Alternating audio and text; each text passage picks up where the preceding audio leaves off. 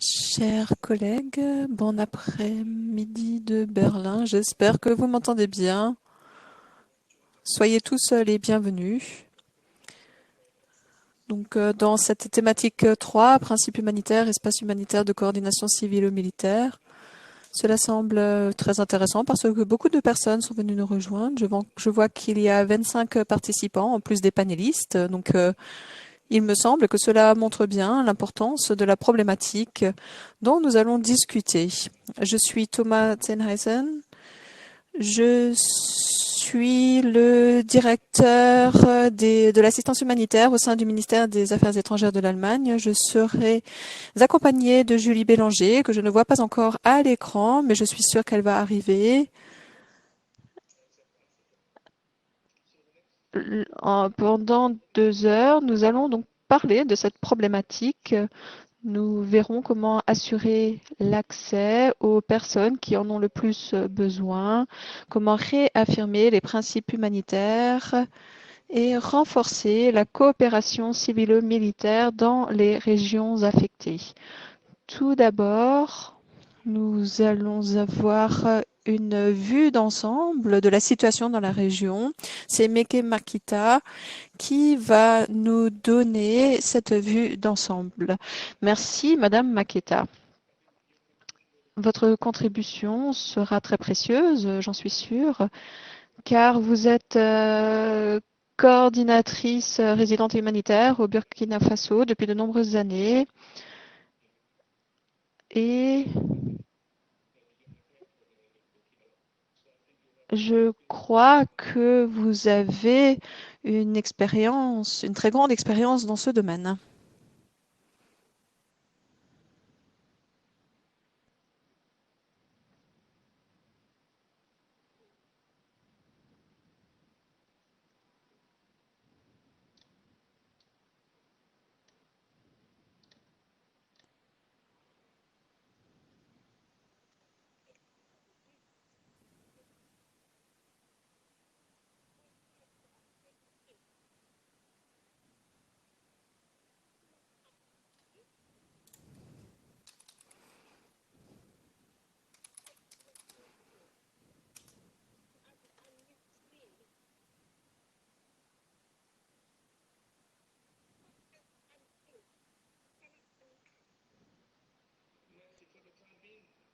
Pour le moment, il semblerait que nous rencontrions un problème technique.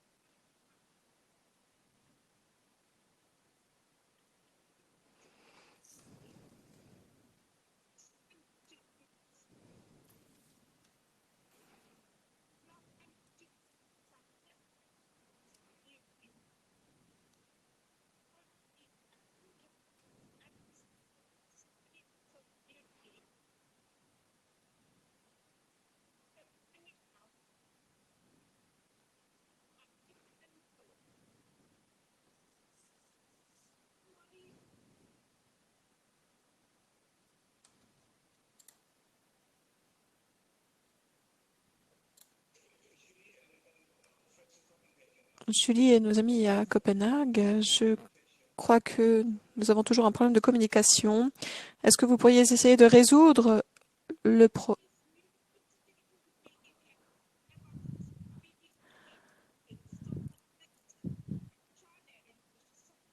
Il semblerait que quelqu'un coupe mon micro alors que je suis en train de parler. C'est la raison pour laquelle ça ne fonctionne pas. Mais est-ce que vous arrivez à m'entendre maintenant?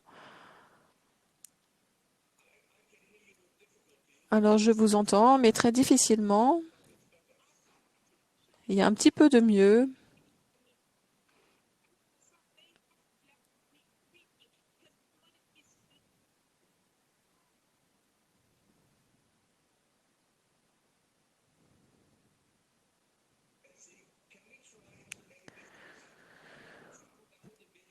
Pouvons-nous peut-être essayer de procéder d'une autre manière, peut-être sans la vidéo? Est-ce que vous m'entendez mieux?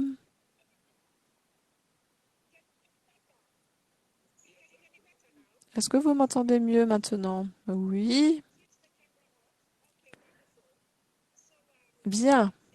Excellences, mesdames et messieurs, chers collègues, partenaires, membres de la communauté humanitaire, je prends la parole en tant que coordinateur humanitaire au Burkina Faso et également au nom de mes collègues, les autres coordinateurs humanitaires au Mali et dans les autres pays. Donc, l'accès à l'aide humanitaire et la coordination civilo-militaire est essentielle. Tout cela a déjà été fait au moment de l'ouverture. Je ne vais pas entrer dans les détails car en raison de cette situation difficile dans laquelle nous nous trouvons, je ne peux pas le faire. Mais je voudrais néanmoins souligner la raison pour laquelle nous nous retrouvons ici dans ce cadre, afin de discuter et nous souvenir pourquoi. Je vais également brièvement parler de ce que nous avons fait. Tout d'abord, pour chacun d'entre nous, il est important de savoir que nous sommes ici parce que nous sommes tous inquiets, préoccupés par le bien-être des gens, leur protection et les difficultés qu'ils rencontrent. Les opérations humanitaires dans les 3 pays sont mises en œuvre pour le bien des populations civiles qui sont exposées aux crises qui mettent leur vie et leur dignité à risque.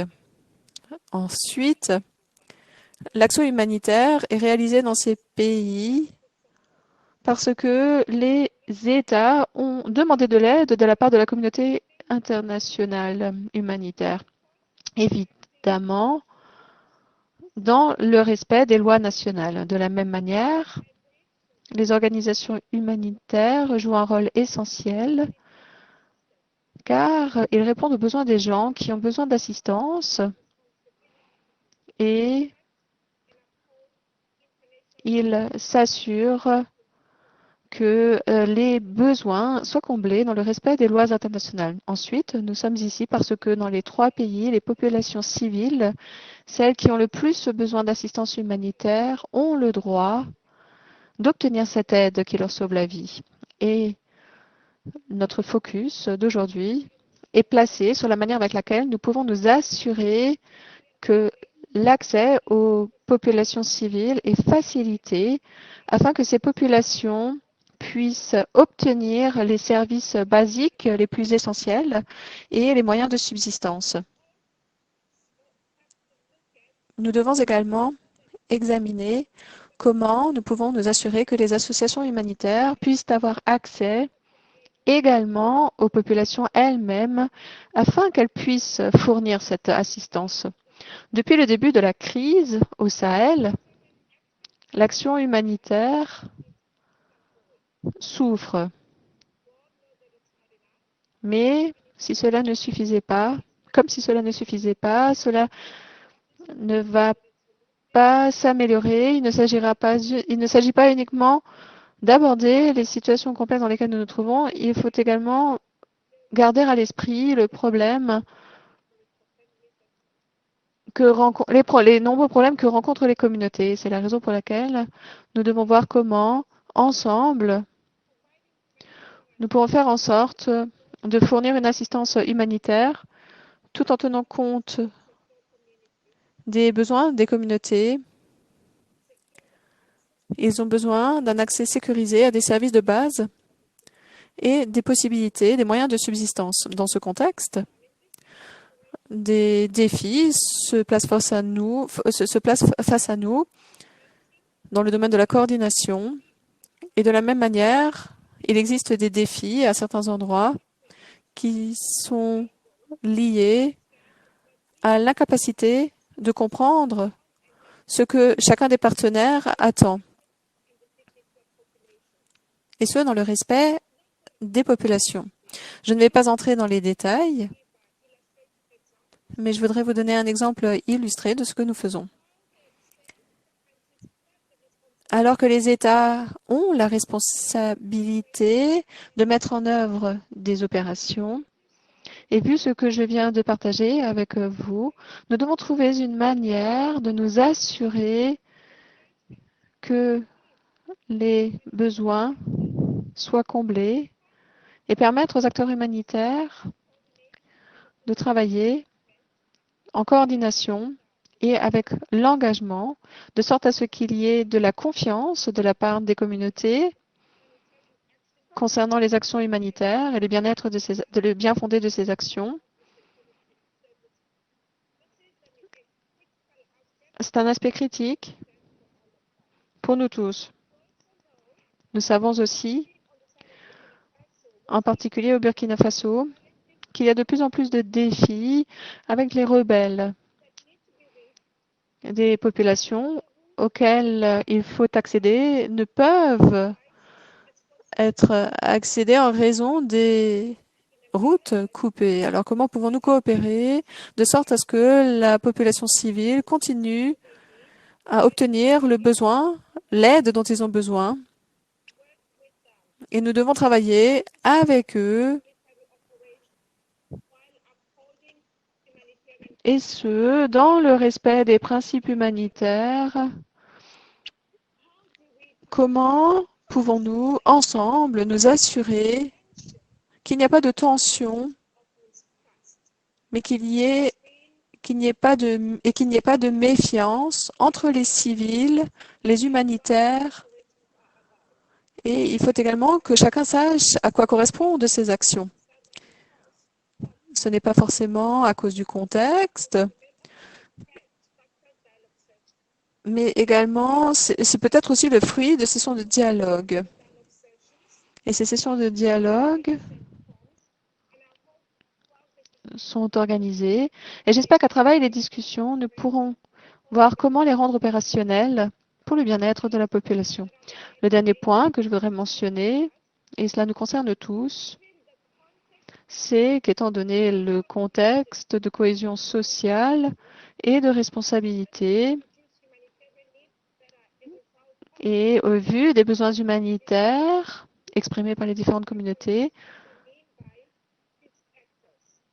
nous, au Burkina Faso, quand on parle de ces acteurs, nous insistons sur le fait qu'une cohésion sociale est nécessaire. C'est la raison pour laquelle je vous invite à garder cela à l'esprit pendant toute la discussion. Enfin, je voudrais également vous rappeler que du point de vue du Burkina Faso, et c'est quelque chose qui s'applique également aux deux autres pays, nous avons dû trouver ce que nous appelons un mode opératoire afin de pouvoir relever les défis. Nous restons connectés et nous nous rappelons régulièrement.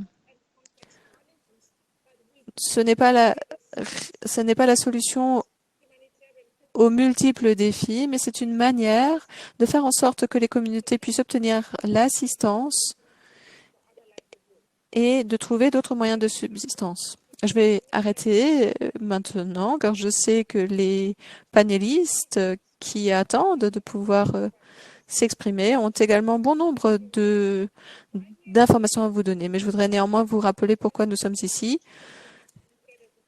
car parce que nous devons trouver des solutions pragmatiques ensemble, nous assurer que la dignité des populations civiles est garantie et que les populations civiles obtiennent l'aide nécessaire à atténuer leur souffrance. Merci.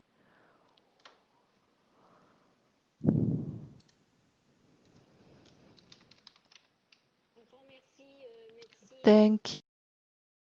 Un grand merci, Metsi, pour ton intervention en tant que coordonnatrice humaine Burkina Faso. C'est vraiment apprécié et ça nous donne vraiment déjà un background extrêmement riche.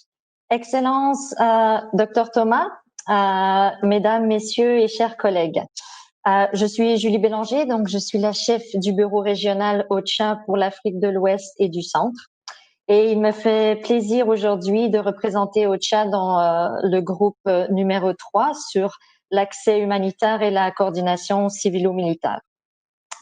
J'ai également l'honneur de vous introduire à nos 6 panélistes aujourd'hui qui travaillent tous soit dans la région ou sur la région pour discuter de ce sujet très important. Avec nous donc aujourd'hui et en ordre d'intervention, nous avons le général Mahamadou Abou Tarka, qui est président de la Haute Autorité à la Consolidation de la Paix, le HACP, basé au Niger. Comme président de l'HAPC, le général Tarka a joué un rôle crucial dans la mise en œuvre de différents processus de paix au Niger. C'est une institution qui existe depuis plus de 25 ans et qui a pour mission de soutenir les efforts de construction de la paix, promouvoir le dialogue et renforcer la confiance, la tolérance et le respect entre toutes les communautés du pays. Monsieur Abou a également été directeur du Fonds spécial pour la reconstruction et la réhabilitation en Sierra Leone, directeur de la prévention des conflits à l'OCI, l'Organisation de la coopération islamique, et observateur adjoint toujours pour l'OCI à New York. Et avant de passer à sa carrière à l'international, le général Tarka a été directeur général de la protection civile au ministère de l'Intérieur au Niger de 1992 à 1995. Nous aurons aussi avec nous Madame Maureen Magui, qui est directrice régionale du Conseil norvégien pour les réfugiés, NRC, pour l'Afrique de l'Ouest et du Centre. Elle est basée à Dakar. Maureen occupe des postes de responsabilité avec NRC depuis plus de 11 ans. Elle a été récemment directrice régionale adjointe pour le Moyen-Orient et elle a également été en charge des politiques humanitaires et de la représentation de NRC à Genève. Elle a occupé des postes de directrice en République centrafricaine, en Côte d'Ivoire et en Irak. Elle a été aussi responsable de la région en République démocratique du Congo. Troisième intervenante, Madame Fatou Dieng Thiam, qui est chef du bureau régional MINUSMA à Mopti au Mali. Madame Thiam dirige le bureau régional de la MINUSMA depuis janvier 2017. Elle travaille depuis plus de 20 ans avec les Nations Unies et aussi des ONG internationales dans les domaines de la politique, du droit des personnes, du droit humanitaire international, ainsi que du genre et le droit des femmes. Elle a occupé des postes au sein des missions de maintien de la paix tant en Haïti, en RDC, en Côte d'Ivoire, au Sud-Soudan et maintenant au Mali. Elle a également travaillé pour le Haut Commissariat aux droits de l'homme au Congo-Brazzaville et au Cameroun. Nous aurons aussi la chance d'écouter Madame Elena Oursou, qui est directrice adjointe et représentante de l'ONG internationale pour la sécurité, INSO, au Burkina Faso. Dans sa présente fonction, Elena soutient dans son travail au Burkina la sécurité des travailleurs humanitaires dans un contexte à haut risque en fournissant une gamme de services, notamment un suivi des incidents en temps réel, des rapports analytiques, des données et une cartographie sécuritaire. Elle offre aussi un soutien à la gestion de crise et à la coordination. Elle a auparavant travaillé dans des secteurs différents, incluant les affaires humanitaires, le maintien de la paix et la recherche, toujours avec un focus sur l'Afrique de l'Ouest. Ensuite, nous aurons la chance d'écouter Monsieur Patrick Youssef, qui est directeur régional pour l'Afrique de l'Ouest pour le Comité international de la Croix-Rouge, le CICR, basé à Genève. Monsieur Youssef a rejoint le CICR en 2005. Avant d'occuper son poste de directeur, il a complété plusieurs missions de terrain, dont au Soudan, au Tchad, en Irak, en Iran, au Yémen, à Guantanamo Bay, et il a été également chef des opérations pour l'Afrique du Nord et de l'Ouest.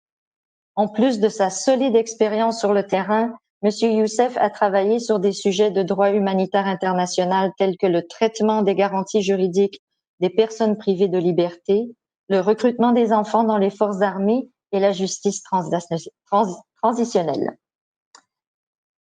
Nous aurons aussi le plaisir d'entendre Monsieur Chris Nikoy, qui est directeur régional du Programme alimentaire mondial, le PAM, pour l'Afrique de l'Ouest et du Centre.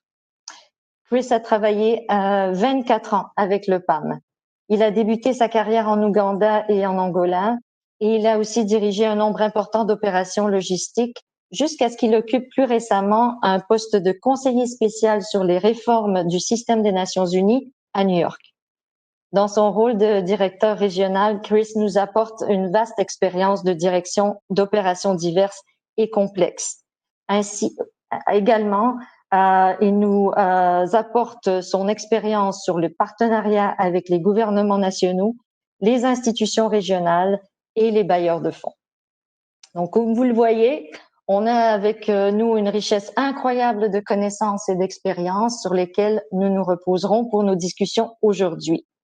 Vous avez aussi reçu le papier qui a été développé pour cette thématique au niveau régional.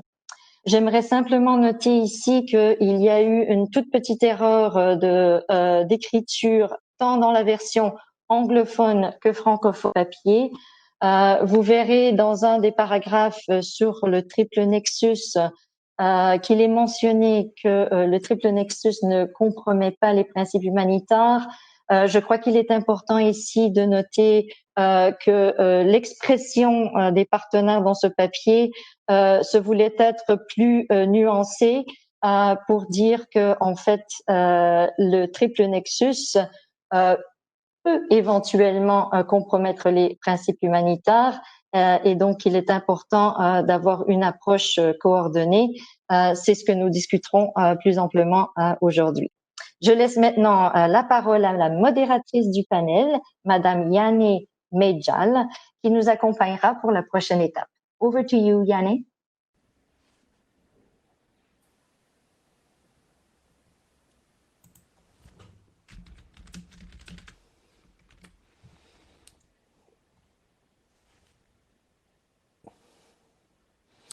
Désolé. Alors, je suis la modératrice pour cette session aujourd'hui.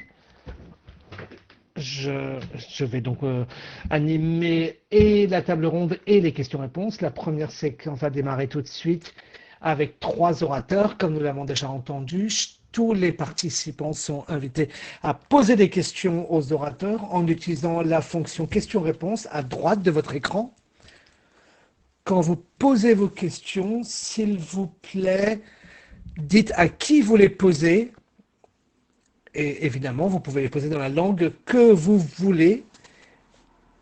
Quand vous posez vos questions, nous allons les compiler et ensuite vont me les renvoyer pour la session questions-réponses. Si votre question est sélectionnée pour la session de questions-réponses, alors on vous demandera de répéter votre question en direct. On vous animera votre micro et on n'entendra que votre voix. Il n'y aura pas de vidéo.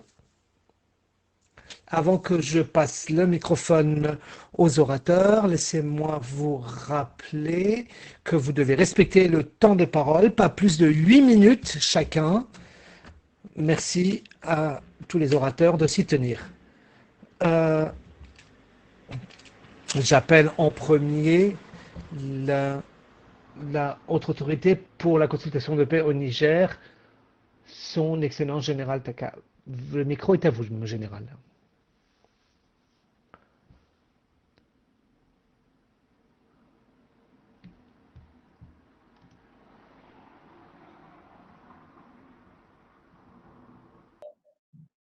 Donc, je fais ça.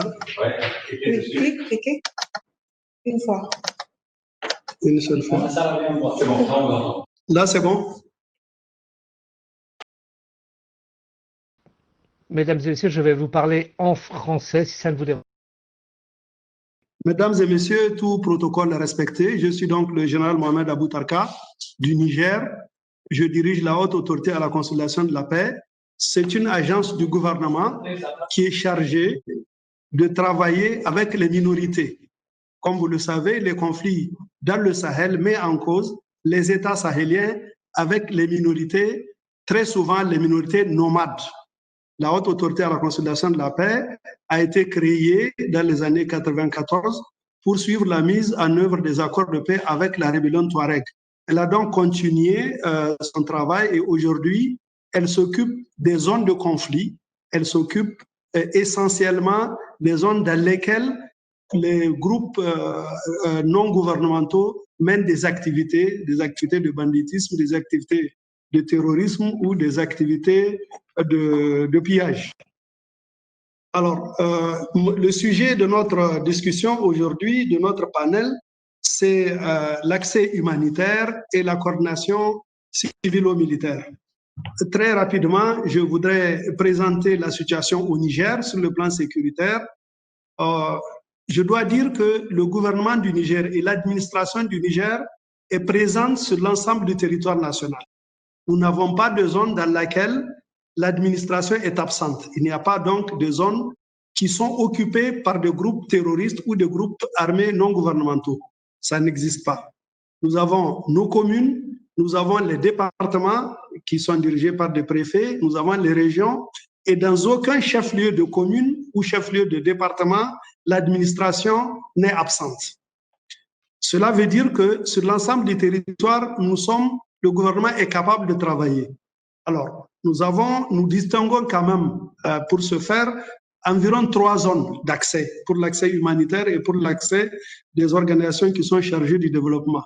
La zone la plus étendue, que nous appelons la zone numéro 1, la zone de sécurité, c'est finalement l'ensemble, la grande majorité du pays. Nous pouvons toujours travailler sans avoir besoin de sécurité particulière.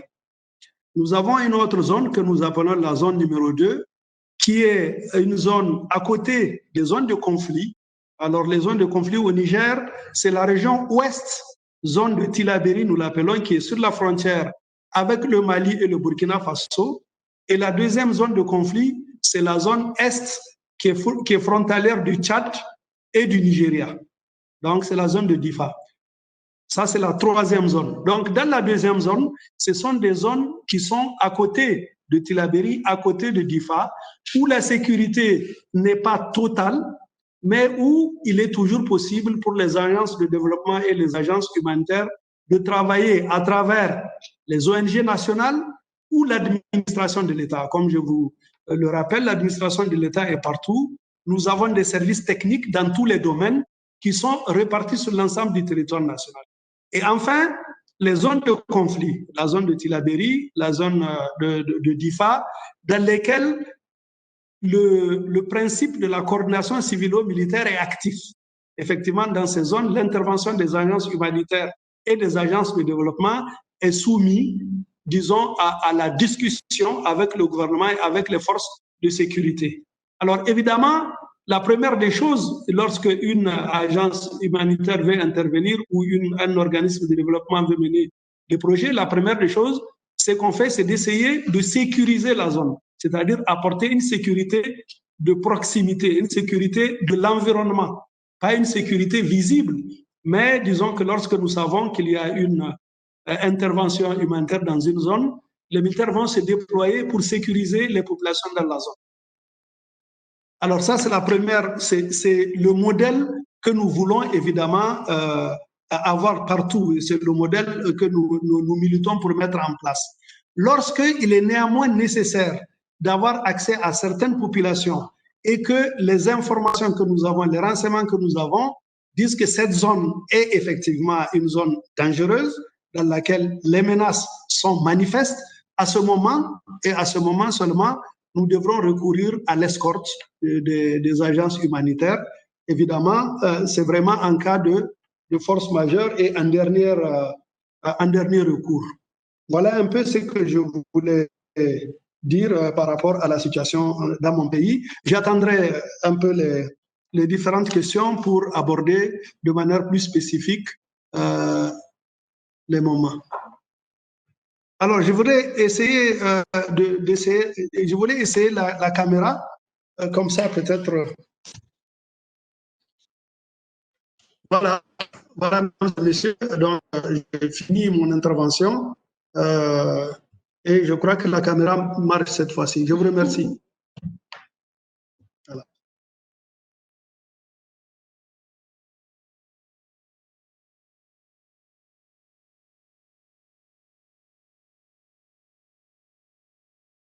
Merci, Votre Excellence, le général Taka.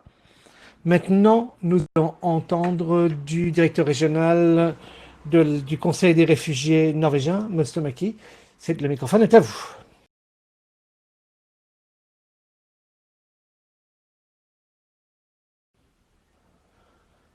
Merci beaucoup, Votre Excellence, Mesdames et Messieurs.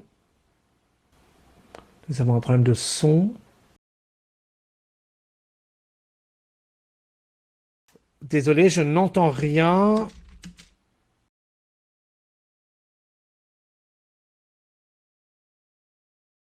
Désolé, je ne peux pas traduire. Je n'entends pas physiquement ce que Madame me dit.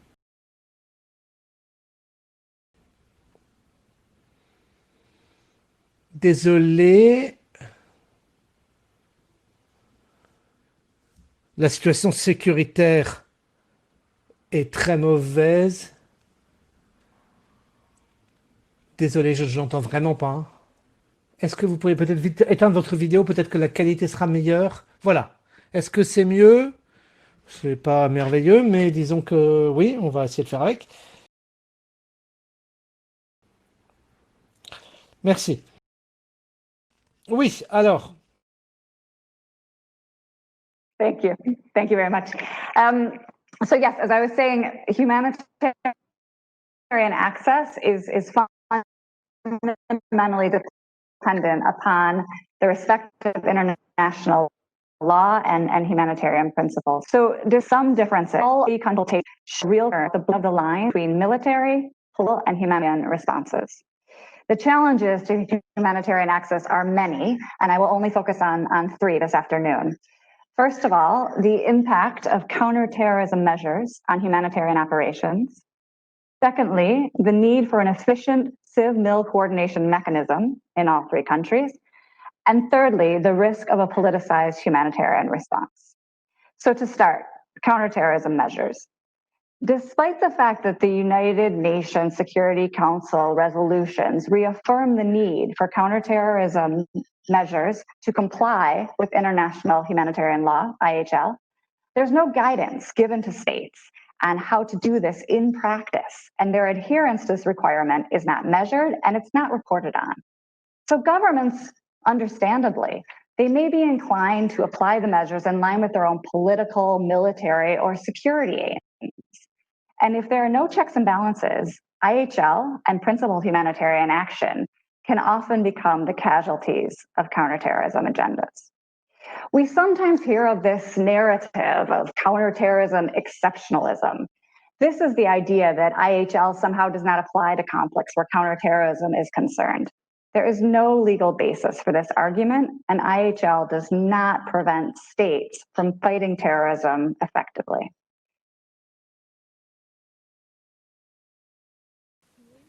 Alors, les communautés qui ont un besoin pressant d'assistance, ne peuvent pas accéder à cette aide car ils vivent dans des zones qui sont peut-être sous le contrôle ou l'influence d'un groupe armé qui n'est pas nécessairement désigné comme groupe terroriste. On le voit dans beaucoup de pays dans la région qui doivent être évités au Sahel central.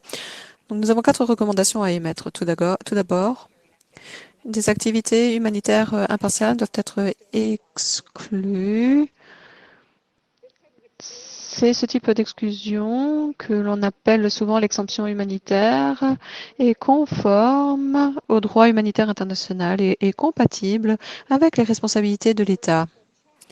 Par exemple, le Tchad a inclus une exemption humanitaire dans leur législation nationale antiterroriste. Deuxièmement, les États et les bailleurs doivent permettre les négociations aux accès humanitaires et ce, à tous les acteurs.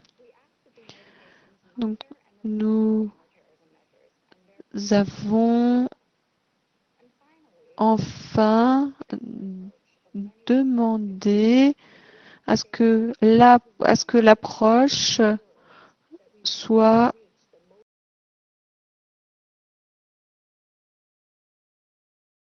la deuxième problématique, c'est le mécanisme de coordination.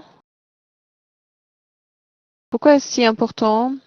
Les forces internationales, la MINUSPA, Barkhane, le G5, avec d'autres acteurs de la région, sont toutes parties au conflit. Les humanitaires, d'autre part, suivent les principes humanitaires et ne prennent pas parti, ils restent indépendants. Ils existent, ils cohabitent dans la même zone néanmoins. Néanmoins, cette distinction est importante.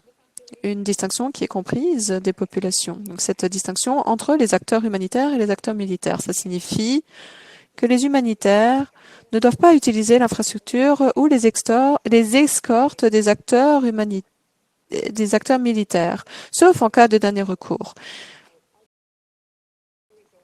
Et il faut la reconnaissance qu'aucun acteur n'opère, car cela a des conséquences pour la perception de la part de la communauté dans son intégralité, au sein de la population et des acteurs armés non étatiques. Il en va de même pour les sous-traitants qui travaillent dans le domaine humanitaire. CivMil coordination is also important as it is where CivMil projects, such as quick impact projects that are done by MINUSMA, known as QUIPS, and other types of CIMIC projects that are implemented by the GSANC, by Barkhan, are discussed and agreed upon.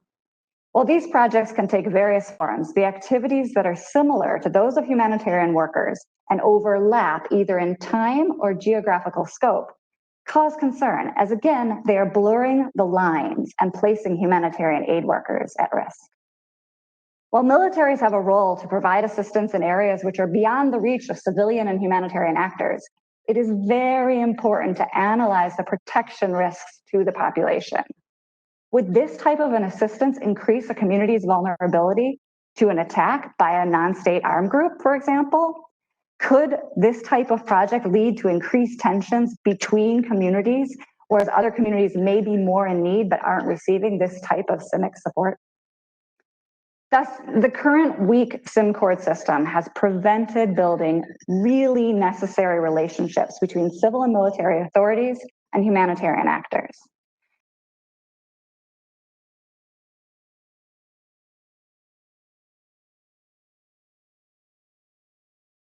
Ainsi qu'une compréhension à tous les niveaux de l'importance de la distinction entre humanitaire et militaire. Une recommandation clé est que le même système doit être mis en œuvre, et ce avec du personnel qui a le bon niveau d'expertise et dans un esprit de continuité. Ensuite, des lignes directrices doivent être édictées et mises en œuvre dans les 3 pays. Nous recommandons enfin d'établir un mécanisme de plainte, et ce, à un niveau plus élevé que le pays. Cela permettrait aux acteurs humanitaires de signaler les violations sérieuses des principes humanitaires.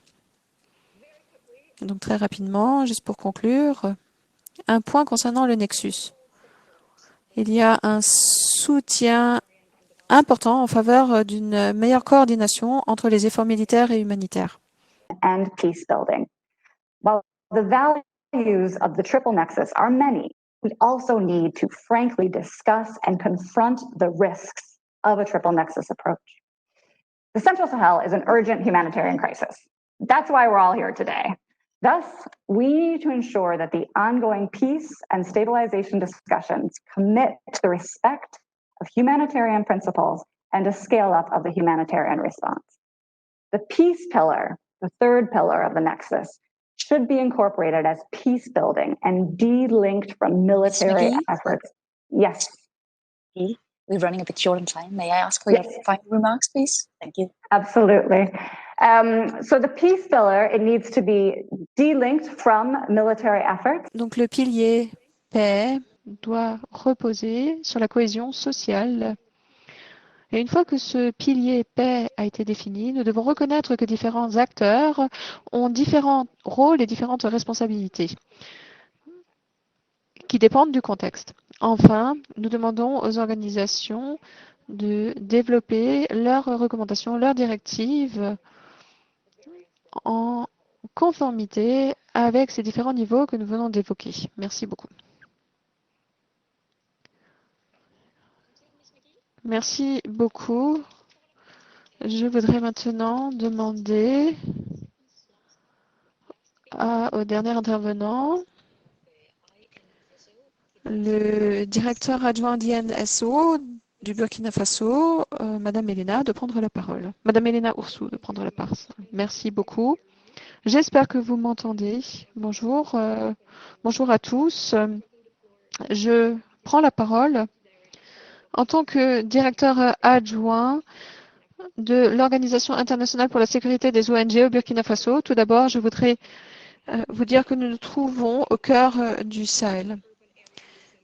Nous sommes également le principal centre urbain au nord du pays, à la frontière avec le Mali. Suite à une recrudescence d'attaques au début de l'année 2020, la ville a subi ce que nous pourrions appeler un embargo imposé par des groupes armés non étatiques. Ils ont mis en place des checkpoints, par exemple. Entre mars et août 2020, l'INSO a enregistré au moins 50 incidents sur cette route qui connecte Djibo à d'autres centres urbains. Un quart de ces incidents impliquaient directement les ONG, notamment en matière de checkpoints illégaux. Les chiffres parlent d'eux-mêmes. C'est la zone dans laquelle il y a le plus d'incidents impliquant des humanitaires. Et c'est une région qui a besoin d'aide humanitaire, ce qui ne fait qu'accentuer le besoin des populations, les souffrances des populations et le besoin de sécurité de ces populations. Si ces contraintes d'accès sont ancrées dans les dynamiques, ils ne sont pas améliorés par la coordination. Djibo est un exemple même des lacunes en ce sens. En mars 2020, la situation reste difficile. Oui, le cas de Djibo est le reste d'une dynamique de conflit complexe, mais le manque d'approche coordonnée a renforcé ces défis. Quand on regarde l'architecture humanitaire en place au Burkina Faso, on se rend compte que la plupart des structures en sont encore à leur balbutiement. En 2019, plus d'1 million de personnes déplacées en interne ont été enregistrées. Et vu que nous parlons de plateforme de coordination, la coordination militaire est certainement celle qui fait face au plus grand nombre d'attentes au sein de la communauté humanitaire. De plus, la coordination soutiendrait la compréhension mutuelle. Néanmoins, entre 2019 et 2020, seules 3 réunions ont eu lieu entre les acteurs militaires et humanitaires, et 2 en 2020. Si les NGO ont salué cet effort, elles restent en difficulté. Les processus de prise de décision, le manque de flexibilité sont également des barrières qui convient de faire tomber.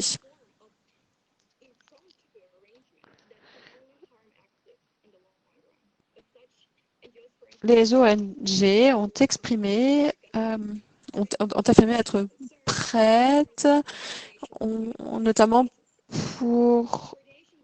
Il s'agit donc de parler et de se faire entendre et d'être entendu. Indeed, structured and principle-driven dialogue is key for humanitarian access. Let me give you one last example. When it comes to having safe access, humanitarians must comply with the international humanitarian law sanctioned requirement to obtain consent from the parties. Parties have the obligation to allow and facilitate relief schemes offered by independent, neutral, and impartial organizations. Operationally speaking, and forgive the oversimplification here, we would call this humanitarian negotiations. The humanitarian community in Burkina Faso makes no exceptions to the need to negotiate access. Et ce, au quotidien, pour l'acceptation et pour l'accès et le respect du droit humanitaire et le respect des législations nationales qui sont les hôtes des opérations. Et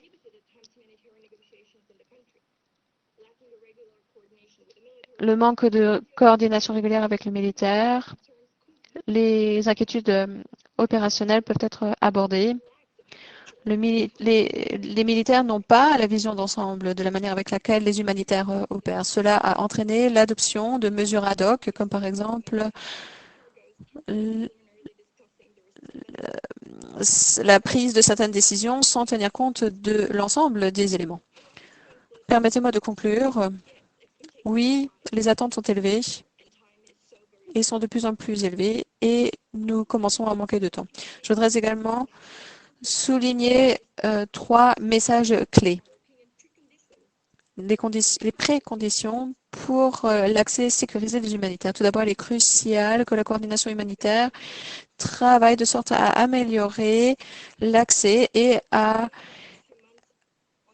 réduire les limites aux accès. Les dernières évolutions sont très encourageantes et montrent que les choses évoluent. En particulier, l'augmentation du respect. Les négociations humanitaires doivent être priorisées et cet accès doit cibler en tout premier lieu les communautés les plus vulnérables. Car l'objectif des humanitaires, c'est d'apporter l'aide humanitaire à ceux qui en ont le plus besoin. Et ce, en coordination avec l'ensemble des parties au conflit. Et cette coordination est absolument essentielle. Enfin, les humanitaires ont besoin de soutien. Ils ont besoin de davantage de soutien. Ils ont besoin de soutien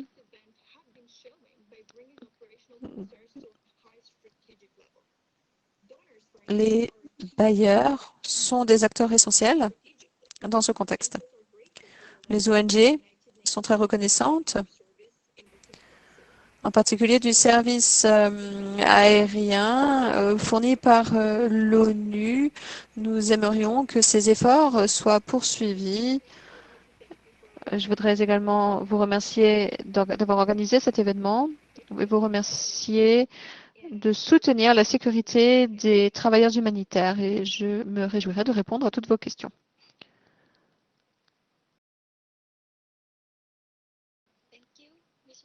Merci beaucoup. Merci, chers panélistes, Excellences, Mesdames et Messieurs. Nous allons maintenant passer à la session de questions-réponses. Vous pouvez poser des questions en utilisant la fonction questions-réponses dans WebEx. Et je voudrais vous demander de bien indiquer à qui s'adresse votre question. Vous pouvez poser votre question soit en français, soit en anglais. Si votre question est sélectionnée pour la session de questions-réponses, alors nous vous demanderons d'être prêt à poser votre question en live avec votre micro allumé afin que nous puissions entendre votre voix. Oui, un petit peu de logistique encore. Nous allons commencer la session de questions-réponses maintenant avec une première question.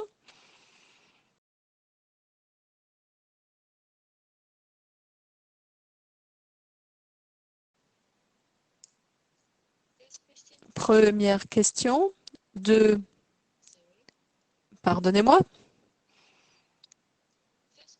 La première question est de Madame Mariette Schumann des Pays-Bas. Sa question s'adresse à l'ensemble des panélistes. Mariette, nous allons activer votre micro bientôt. Veuillez être brève. Vous avez la parole maintenant. Merci des Pays-Bas humanitaire et pour défendre les principes de l'accès humanitaire. Beaucoup des présentations ont vraiment souligné les dilemmes dans cette coordination civilo-militaire, particulièrement quand les plateformes pour le dialogue et la coordination sont insuffisantes. Là, on peut vraiment voir que c'est besoin d'unité que nous devons avoir dans notre sens, qui doit nous guider pour nous assurer que tout ce que nous faisons va respecter les espaces humanitaires et les principes humanitaires et contribuer de manière collective à la résilience des populations et à l'intégration et la cohésion sociale, comme les présentateurs l'ont dit. Moi, j'ai une question, 2 volets. La première est quand nous parlons de coordination, comment est-ce que nous pouvons nous assurer que nous ne parlons pas que de la coordination au niveau des capitales, mais plus important, mais probablement plus au niveau beaucoup plus local, là où l'action a lieu, où l'action se fait. Et avec la question, comment est-ce qu'on peut y parvenir? Et dans la coopération civile-militaire, les propositions se font entre certains secteur que nous ne devrions pas utiliser des ressources militaires afin de ne pas semer la confusion dans les esprits de la population. Dans ce dilemme, si nous abordons ça de manière collective, quand on nous parle de la résilience, de construire la résilience locale, nous parlons aussi de la légitimité et de la capacité à répondre des organisations d'État qui permettent de fournir des services sociaux afin de reconstruire la confiance et de répondre aux besoins de la population, que ce ne soit pas l'armée qui s'en occupe. Et la question n'est pas de savoir est-ce que ça doit être civil ou militaire, mais plutôt comment, quand on essaye de sauvegarder la neutralité et l'impartialité, comment en même temps on ne rate pas des opportunités pour restaurer des services essentiels qui relèvent de l'action du gouvernement, des services aux populations, de la responsabilité des gouvernements à répondre aux besoins de leur population partout dans le pays. Et là, quel doit être notre rôle?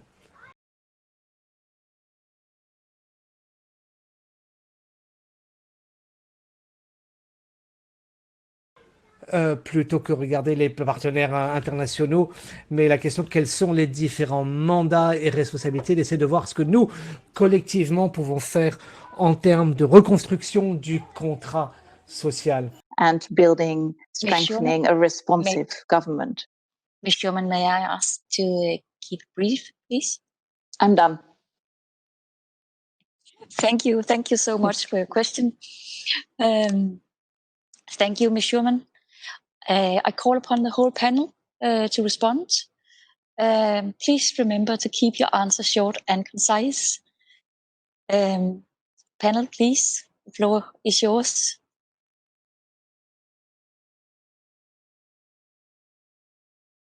Il y a effectivement un besoin de coordination au niveau de la capitale et au niveau du terrain. En matière de meilleures pratiques maintenant, je crois qu'il y a une sorte de reconnaissance.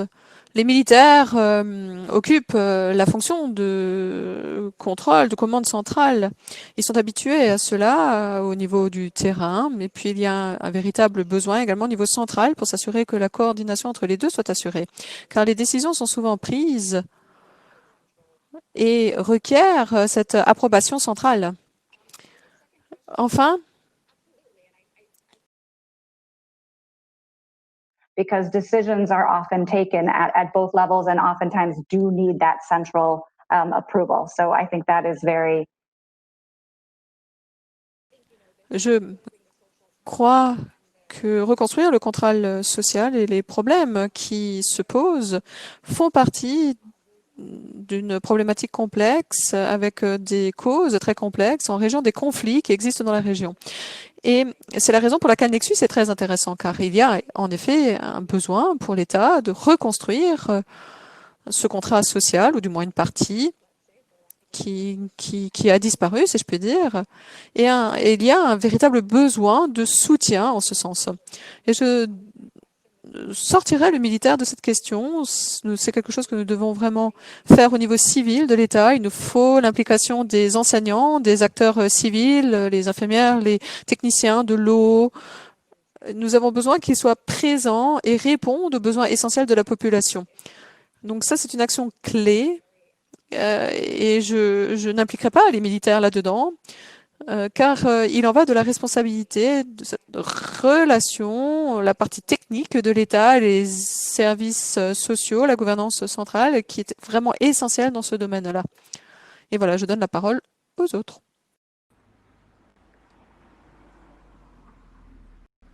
Merci, Madame Magui. Maintenant, je passe le microphone à Madame Hélène Messis. Oui, c'est bon. Je voudrais un peu réagir sur les deux questions qu'a posées notre ami panéliste sur la coordination civilo-militaire au niveau local. comme je l'ai dit dans mon exposé, l'administration du Niger se trouve partout. Et il n'y a pas de difficulté à organiser cette coordination au niveau local dans la mesure où tous les services de l'État sont représentés au niveau le plus bas, c'est-à-dire au niveau départemental. Lorsque le gouvernement se réunit, lorsque les ministres se réunissent avec les agences humanitaires, les ordres sont descendus d'abord aux régions et ensuite aux différents départements. Donc, au Niger, en tout cas, il n'y a pas de difficulté à ce qu'une réunion qui a lieu dans la capitale soit répercutée rapidement dans les différents départements. Et c'est ce qui se passe.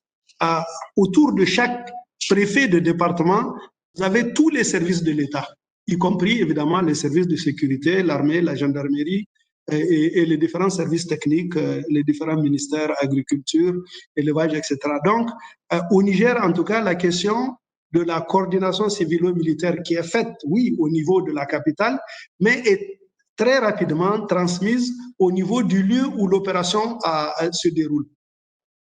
Sur la deuxième question, vous savez, la première demande des populations dans ces zones de conflit, c'est d'abord la sécurité. Ce n'est pas la demande de l'assistance humanitaire, elle n'est que la conséquence de la détérioration de la sécurité.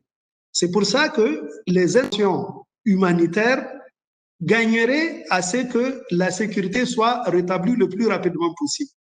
Donc, tout en respectant la neutralité humanitaire, il ne faut pas s'éloigner de l'État parce que les conflits dans notre zone sont dus à une absence de l'État et de ses services.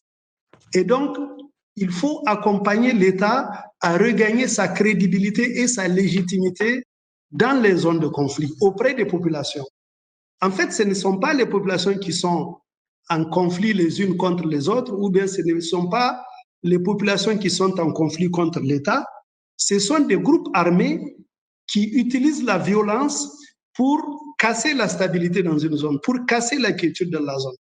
Et donc, évidemment, la première réponse, elle s'adresse quand même à ces groupes armés. Elle doit quand même les enlever de l'environnement pour pouvoir travailler, l'État pour qu'il puisse travailler, mais également les agences humanitaires. Et je pense que quelqu'un a dit que nos conflits modernes sont un peu plus complexes que les conflits qui ont donné lieu à l'élaboration des règles humanitaires, de neutralité, etc. Il faut l'accepter. Nous n'avons pas ici des adversaires qui sont plus ou moins sur le même pied d'égalité et qui sont animés par le désir de laisser un espace aux agences humanitaires. Nous avons d'un côté un État qui comprend qu'il faut laisser de l'espace aux agences humanitaires et de l'autre côté, malheureusement, des forces nihilistes qui ne reconnaissent pas cet espace humanitaire qu'on doit laisser et qui, d'ailleurs, dans leur idéologie, en tout cas en ce qui concerne le Sahel, considèrent que tout ce qui est agence humanitaire représente l'Occident. L'Occident qui est précisément l'ennemi de ce genre de mouvement. Je ne fais pas un discours idéologique, je vais être juste pratique. Dans la pratique, on a affaire à quoi? Dans la pratique, nous avons affaire à la violence exercée par soit des groupes armés idéologiques, soit des groupes armés criminels, contre des populations qui sont sans défense. Et la seule défense de ces populations, c'est l'État, c'est les forces de l'État qui peuvent les défendre et les mettre dans des conditions de bénéficier de l'assistance humanitaire. Et vous savez, quelquefois, on dit qu'il faut beaucoup travailler avec les populations, oui, mais les mécanismes traditionnels de résolution de conflits ne fonctionnent pas lorsque la violence est exercée sur les communautés. C'est ça le problème. Vous avez beau faire un engagement, un dialogue avec les communautés, au fond, elles sont désarmées. Elles n'ont pas d'initiative. Elles auront de l'initiative. Your Excellency, may I ask for your final remarks, please?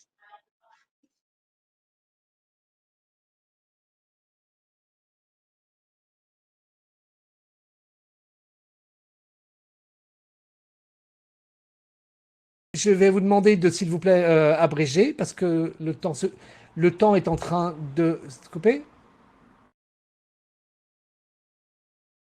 Votre Excellence, si vous pouvez, s'il vous plaît, terminer votre intervention.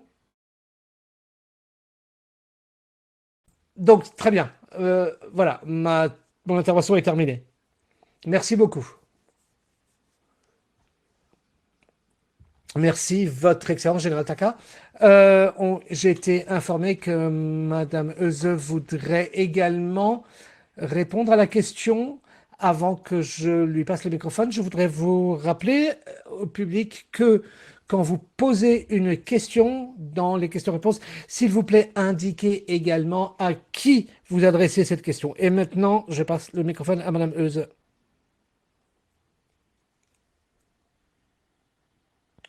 Merci beaucoup. Une remarque de mon côté par rapport à la structure de la coopération. En outre de ce que ma collègue Marine a dit et les autres orateurs, il est toujours inquiétant d'observer que, alors que nous avons des coordinations, des mécanismes qui existent, et nous en parlons aussi, parfois, c'est la faiblesse de cette plateforme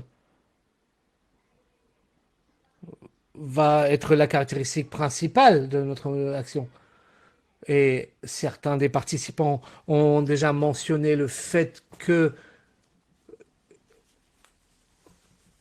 sur la plateforme de coordination civile, militaire et humanitaire, par exemple sur les escortes militaires ou les systèmes de notification ou autres mesures de règlement de conflit, il serait intéressant de continuer à travailler sur comment renforcer la crédibilité de SimCorp en tant que plateforme de coopération pour s'assurer que cela ne gêne pas l'accès humanitaire et que ça permette de travailler à tous les niveaux, tant au niveau stratégique qu'au niveau local.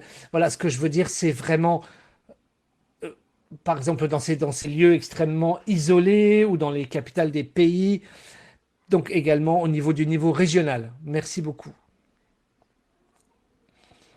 Merci pour votre réponse, Madame Eusem. Et nous allons maintenant passer à la prochaine question du public. Une question de Mr. Peter Doyle de Concern Worldwide et elle s'adresse à tous les orateurs. Mr. Doyle, on va vous donner le micro, s'il vous plaît.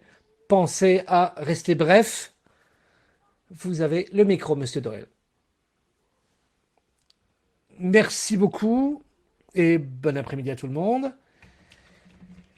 Ma question tourne autour de la question de la croissante insécurité dans la région et les attaques sur les travailleurs humanitaires. On en a entendu déjà quelques exemples. La question, c'est qu'est-ce qu'on peut faire de plus pour s'assurer d'un accès sûr et sécurisé des travailleurs humanitaires aux populations qui en ont le plus besoin. Merci. Merci. Une question, Monsieur Doyle. Une question pour tous les orateurs en tant que tels. Qui veut répondre? N'oubliez pas de rester bref et précis. Qui veut répondre?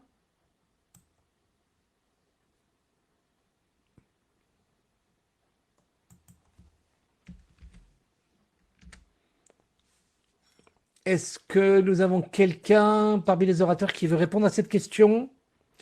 Alina, je pense que c'est à toi de répondre à ça. Bon, merci beaucoup. J'ai levé la main, mais je pense qu'on ne m'a pas vu. Alors, ça ne vous dérange pas si j'interviens? Je vais essayer de répondre. Oui, allez-y. Alors, je pense que ça dépend énormément de qu'est-ce que nous considérons comme des risques pour les travailleurs humanitaires. Et le Sahel est une des situations les plus zones pour l'action humanitaire en ce moment. Nous avons, par exemple, excusez-moi d'être un peu plus régional dans mon évaluation, nous avons des criminels dans le nord du Mali qui sont la principale cause d'attaque contre les travailleurs humanitaires. Et maintenant, c'est en train de se déplacer vers le centre du Mali. Ça touche également de plus en plus le Burkina Faso et un peu plus également le Niger. Ce banditisme reste le principal problème pour l'action humanitaire et les incidents humanitaires dans le Sahel. Donc, si vous cherchez des méthodes de sécurité différentes, il y a différentes choses qui peuvent être faites qui sont vraiment autour de la question de la sécurité. Mais si vous regardez, par exemple, les les différentes parties au conflit, là où peut-être là où nous sommes incomplets au niveau de la communauté humanitaire, et heureusement nous sommes en train de rattraper, c'est la capacité d'analyse, des analyses basées sur les données probantes. Nous regardons les incidents, pas simplement comme étant des incidents, mais comme des expressions d'une idéologie, d'un désir. L'ordre du jour des parties au conflit, c'était des actions ciblées qui sont pas faites au hasard. Je vais pas aller trop en détail parce que sinon ça va prendre trop longtemps. Mais si vous regardez par exemple les incidents qui ont impacté récemment les humanitaires au Niger, nous avons très vite tiré des conclusions juste après cet incident et on a dit et, et on n'avait pas suffisamment de données probantes et on a établi je pense qu'il faut être humble dans la manière dont nous approchons ces conflits et comprendre qu'il y a tellement de choses complexes que nous devons comprendre dans les différents acteurs de ces conflits. Et pour moi, la capacité d'analyse, c'est vraiment encore la faiblesse de la communauté humanitaire. Heureusement, à travers mes observations dans la zone du Sahel, et j'ai voyagé dans les 3 pays, je commence à voir que l'action humanitaire est en train de rattraper son retard dans le domaine de l'analyse de la complexité de la situation. Merci beaucoup pour cette réponse. Nous allons peut-être passer à la prochaine question. Une question de son Excellence, l'ambassadeur le vice-ministre des Affaires étrangères pour l'Égypte. La question de son Excellence s'adresse à mademoiselle Elena Moussa. Votre Excellence, nous allons vous passer le microphone. Merci de rester bref. Merci beaucoup. Je voudrais remercier tous les orateurs pour leur intervention très informative, très intéressante et leur présentation. Mes questions concernent tous les orateurs à nouveau. C'est ce que je viens de dire le secrétariat. Dans tous les cas, il y a 3 points qui ont déjà attiré mon attention par rapport aux documents de référence que nous avons reçus par email avant la réunion. Ces termes qui ont attiré mon attention et sur lesquels je voudrais avoir le point de vue des orateurs, c'est premièrement le concept de l'exemption humanitaire.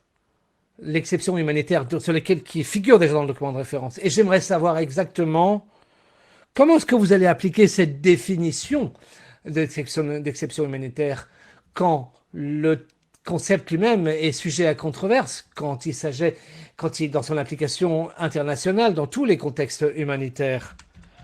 Tellement de pays africains eux-mêmes rejettent ce concept parce que ça va au-delà du cadre législatif international et national.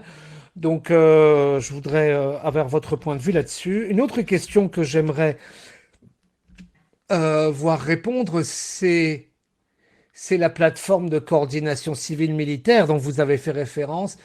Est-ce que cette nouvelle plateforme va ajouter quelque chose à quelque chose qui va impacter les environnements des pays concernés, ou est-ce que ça va être encore juste une couche de bureaucratie supplémentaire, mais qui sans véritable retombée pratique, parce qu'il y a tellement de plateformes existantes qui font le même travail. Et la troisième chose que je voudrais demander également, comment est-ce que nous allons nous assurer que les corridors humanitaires qui sont mentionnés dans ce document de référence pour ces 3 pays comment est-ce que nous allons nous assurer qu'ils ne vont pas être manipulés par les différentes forces en présence ou par la criminalité organisée? Comment est-ce que nous allons pouvoir préserver ces corridors et les garder ouverts pour les gens qui en ont besoin et ne pas créer des nouveaux ports francs pour des réseaux illégaux, criminels, de bandits ou politiques? Voilà, c'est mes 3 questions et je voudrais remercier pour cette table ronde très intéressante. J'espère que vous allez pouvoir nous fournir une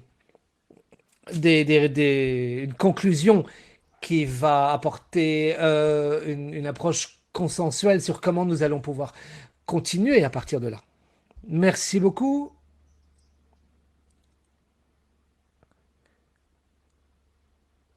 Votre Excellence, Ojendi, c'était une question pour tous les orateurs. J'invite donc tous les orateurs à répondre à la question. Merci de rester bref et concis. Qui veut répondre? Alors, je voudrais répondre sur la question de l'exemption humanitaire et les autres pourront peut-être répondre à la question de la coordination civile-militaire. Est-ce que Monsieur le Général veut prendre la parole?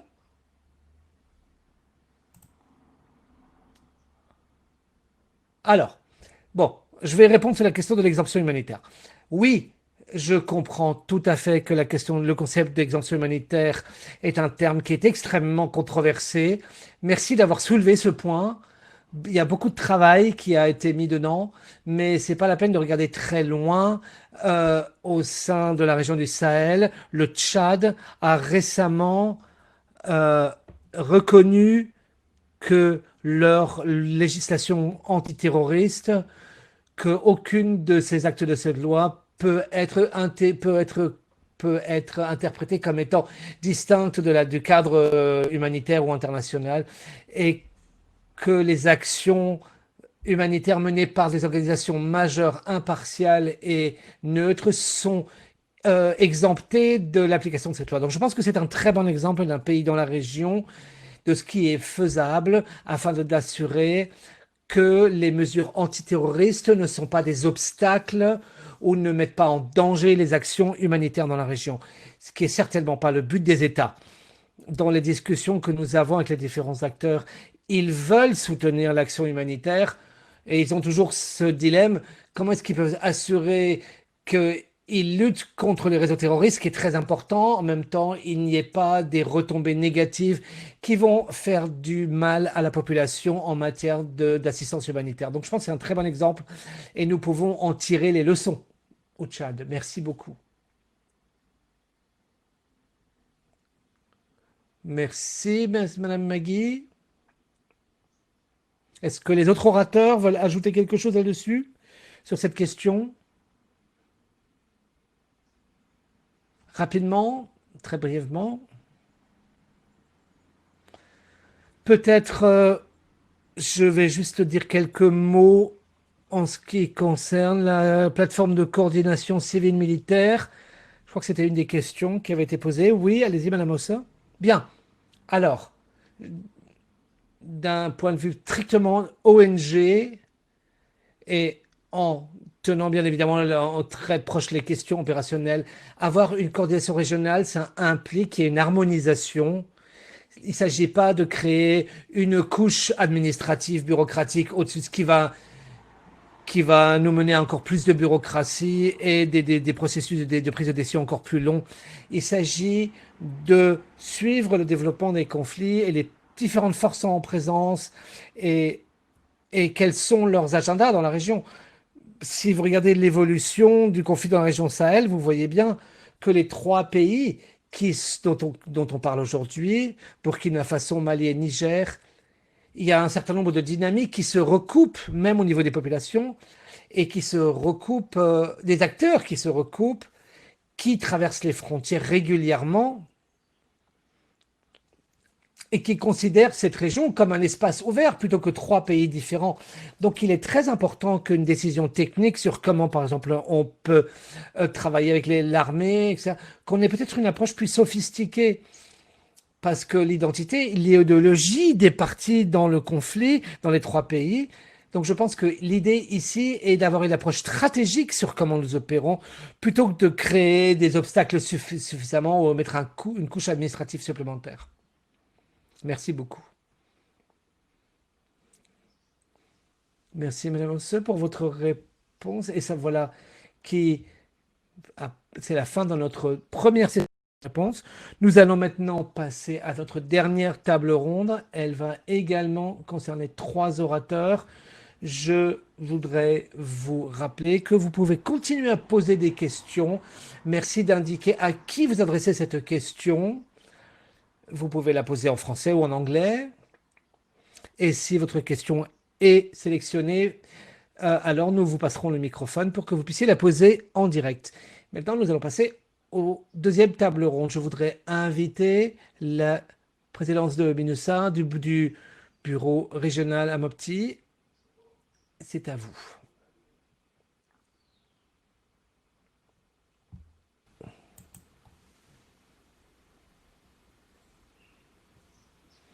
Madame Fatsou, vous avez la parole pour la dernière partie de notre table ronde.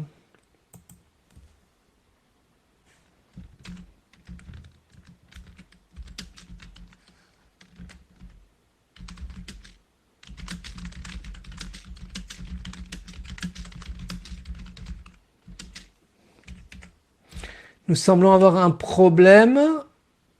Madame Mestiam a visiblement un problème de microphone. Elle n'est pas la seule.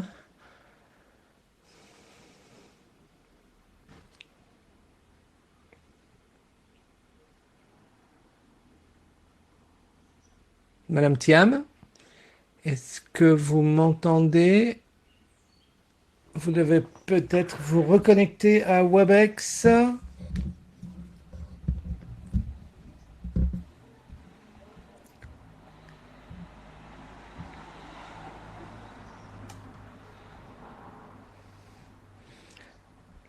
Donc, les indications.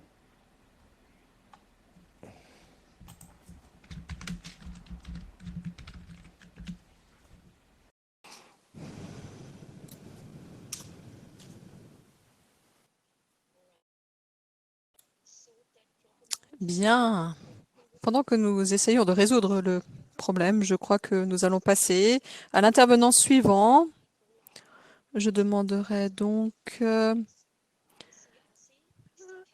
à Monsieur Patrick Youssef, qui est le directeur régional pour l'Afrique, pour le CICR, de prendre la parole.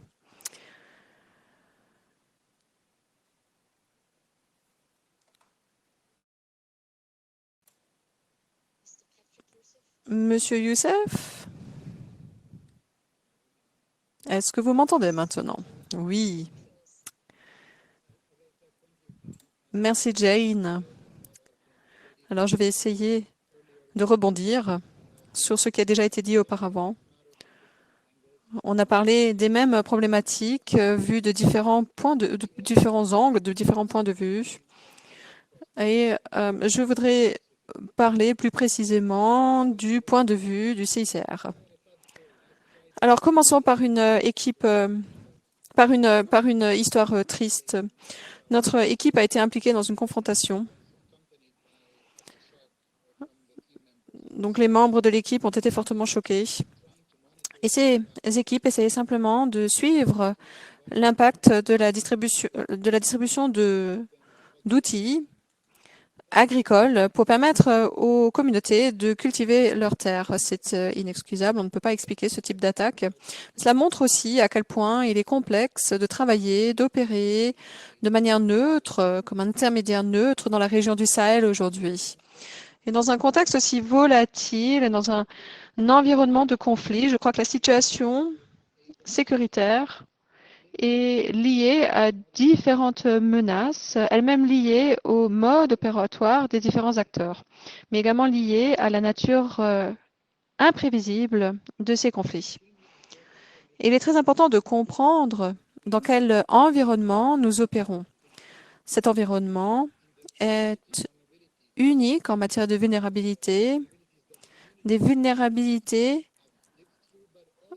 qui ont des répercussions sur les communautés, mais également sur les acteurs humanitaires. C'est également important de comprendre cela pour nous les humanitaires pour pouvoir avancer. Comme nous l'avons déjà dit, l'exception et l'acceptation sont essentielles pour la communauté humanitaire, mais plus important encore, pour le mouvement de la Croix-Rouge, pour pouvoir maintenir la présence opératoire en conformité avec la neutralité et tous les principes humanitaires dont nous avons besoin pour poursuivre nos travaux.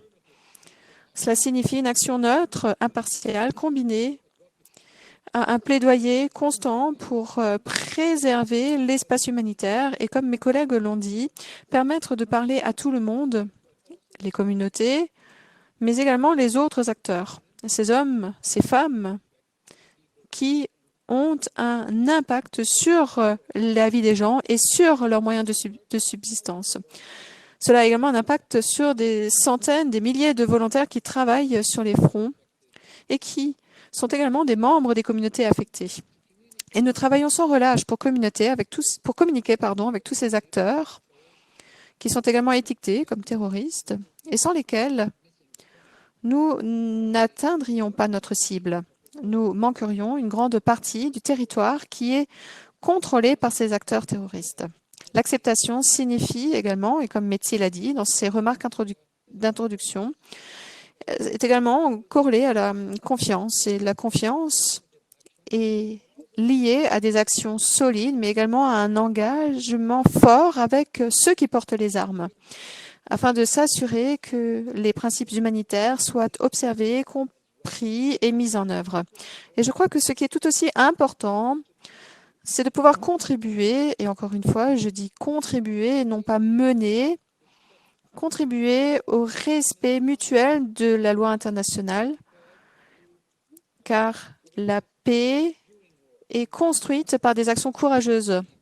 Et il s'agit ici de comprendre et d'appliquer les normes et les législations humanitaires internationales. Évidemment, cela est lié en particulier pour le Sahel, où la majorité du travail doit être fait pour renforcer la conformité avec le droit humanitaire international, pour l'intégration du droit humanitaire international par tous les acteurs sécuritaires dans leurs pratiques, dans leurs mécanismes de responsabilité. Ce que nous essayons tous de dire ici, c'est que nous voulons éviter d'avoir davantage de gens encore qui nous échappent. Et tout le monde est d'accord pour dire que la cohésion sociale est ce que nous essayons de réétablir de manière collective.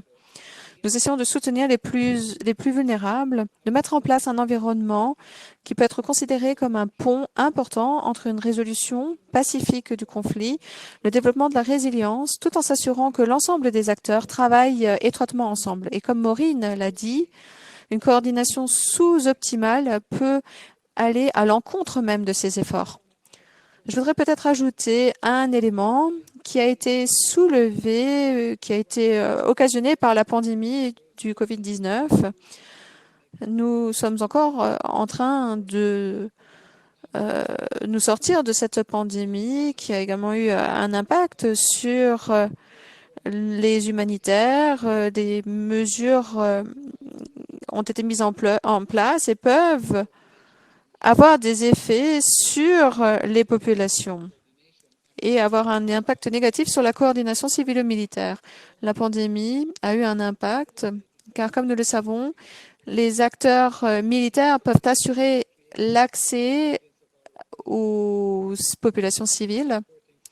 Et c'est exactement ce qui s'est fait dans le cadre de la pandémie, où les militaires nous ont permis d'avoir accès à certaines communautés vulnérables. Donc nous devons travailler de manière complémentaire et cela est d'autant plus vrai dans cette région du Sahel. Merci beaucoup, Monsieur Youssef. Merci de votre intervention. Nous avons encore des problèmes pour joindre Madame Thiam. Nous poursuivons donc avec notre intervenant suivant. Et je voudrais vous rappeler, chers participants, que vous pouvez utiliser la fonction questions-réponses pour vos questions. Veuillez ne pas utiliser la fonction chat afin que les modérateurs puissent voir vos questions. Nous passons donc à l'intervenant suivant, qui est le directeur régional pour l'Afrique centrale et de l'Ouest du Programme alimentaire mondial, Monsieur Nikoy. Vous avez la parole. Merci beaucoup. J'espère que vous m'entendez. Je voudrais tout d'abord vous remercier de me donner la possibilité de m'adresser à vous sur ce sujet très important. D'un côté, je crois qu'il y a deux réalités distinctes auxquelles nous devons faire face actuellement dans la région centrale du Sahel. Nous savons tous que la situation sécuritaire s'est détériorée au Sahel, et encore davantage ces derniers mois, ce qui nous entrave dans notre volonté d'accéder aux personnes qui en ont le plus besoin. Et ce, alors que nous savons que le nombre de personnes qui ont besoin de nous augmente. Plus de 5 millions de personnes, c'est un chiffre multiplié par 2 quasiment par rapport à l'année dernière. Et donc ça, ce sont vraiment des personnes vulnérables dans la zone du Sahel du centre. Et avec la pandémie, ce chiffre a encore augmenté. Donc nous avons des besoins humanitaires encore plus pressants. Il nous faut un accès prévisible et un accès de qualité aux personnes vulnérables du Sahel. Mais le défi n'a jamais été aussi grand pour accéder à ces personnes. Mon collègue de la Croix-Rouge a donné un bon exemple de ce qui s'est passé au mois de juillet et au mois d'août. Alors, quels sont les problèmes que nous rencontrons? Alors, c'est une question qui se pose à moi. Ce sont des obstacles qui nous empêchent d'accéder à des populations qui ont besoin de notre aide. Il y a plusieurs défis auxquels nous sommes confrontés, il me semble. Tout d'abord, la nature des groupes armés qui opèrent dans cette région.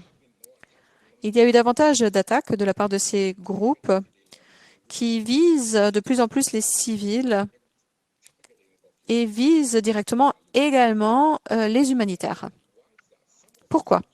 Certains de ces groupes ont des mandats dérivés des États membres. Certains ont des problèmes idéologiques avec ce que nous faisons. Dans d'autres cas, ils ne comprennent pas tout simplement quels sont les mandats et les objectifs des organismes humanitaires. Cela requiert que nous sensibilisions davantage ces groupes, que nous analysions davantage les contextes, que nous réalisions des cartographies afin d'instaurer la confiance qui a déjà été mentionnée auparavant. Nous devons nous assurer de la compréhension de l'ensemble des acteurs, y compris les groupes armés, car notre seul objectif est d'assister les personnes vulnérables qui ont besoin d'aide. Certains groupes ont besoin de notre assistance et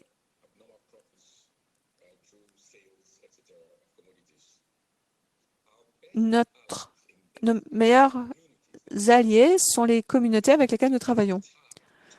Parfois, cela prend du temps d'instaurer la confiance. Mais c'est un composant essentiel pour assurer les accès. Nous avons également besoin de comprendre que les soutiens de ces groupes armés sont parfois ancrés au sein même de ces communautés, ce qui ajoute à la complexité. Nous devons voir comment nos actions sont perçues par ces communautés.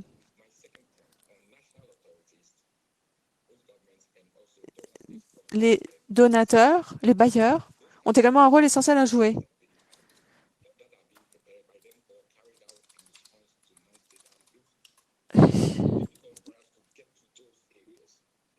Parfois, les politiques gouvernementales interdisent aux organisations humanitaires de se rendre dans certaines régions ou d'avoir des contacts avec les groupes armés.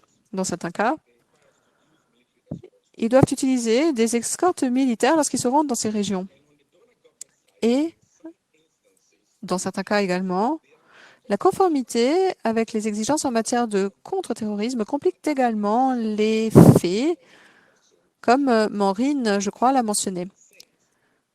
Les gouvernements pensent que l'aide pourrait tomber entre les mauvaises mains, voire légitimer le conflit. Cela peut aboutir à...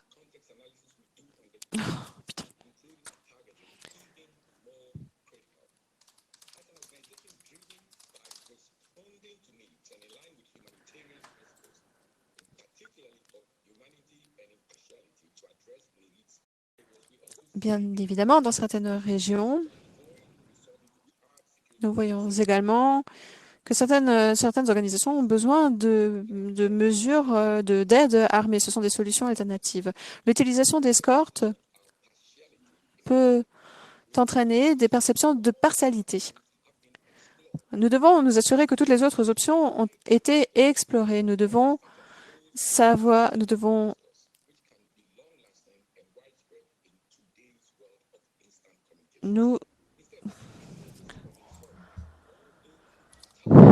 devons nous focaliser que tous ceux qui pourraient nous menacer et comprendre que nous ne faisons pas des parties impliqués dans le groupe, dans le conflit ou dans les disputes locales, mais que nous sommes là pour assister les plus vulnérables. Et il faut que cela soit compris par tous, et ça requiert une plus grande coordination afin de fournir cela à toute la population. Et voilà, cela m'amène à mon dernier point qui concerne notre approche et comment nous devons avancer. Si nous essayons de maintenir les principes d'indépendance et de neutralité, il peut y avoir des perceptions parmi les communautés dans lesquelles nous sommes et par les gouvernements ou parmi les groupes armés, des visions qui nous prennent pour presque arrogantes, qui peuvent affecter la manière dont nous sommes perçus. Qui nous sommes, ce que nous voulons faire, nous devons clarifier, ce que nous voulons faire, nous devons démontrer notre neutralité. Nous sommes forcément liés à nous devons le faire, d'intervenir quand les vies sont menacées par la famine, mais nous devons faire tous les efforts pour sauver des vies. Par exemple, les poches d'insécurité au Mali, au Burkina Faso, etc. Il y a des niveaux extrêmement alarmants de famine et de maladies dans des régions très très difficiles à atteindre. Il est critique que la communauté humanitaire, nous ayons accès là où on nous met des obstacles dans la rue. Nous sommes en train de lancer une opération au Burkina Faso, étant donné que la situation là-bas est en train de se détériorer rapidement. Nous avons besoin le soutien des pays donateurs comme la France pour pouvoir élargir notre action, pour permettre l'accès à toutes les communautés qui ont besoin de nous. Nous devons également continuer à regarder les opportunités pour le développement qui bénéficient à tous les gens qui souffrent en ce moment et qui nourrissent ce conflit. Nous devons mettre en place des sources de revenus, mais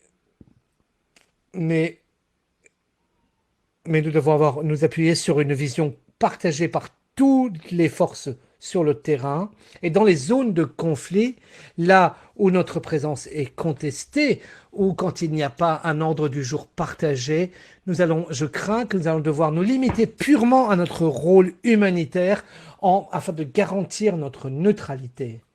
En résumé, ce que je voudrais proposer comme solution et demander votre avis. 1. Le besoin de s'assurer que la communauté humanitaire est protégée et élargie.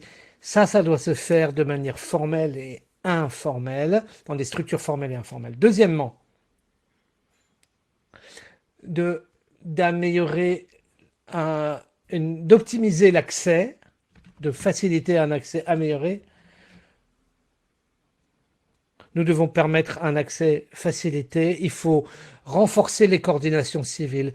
Et en même temps, nous devons renforcer notre capacité à répondre de manière efficace. Et ça veut dire que nous devons être en mesure de parler et de négocier avec toutes les forces sur le terrain, y compris les acteurs non étatiques sur le terrain.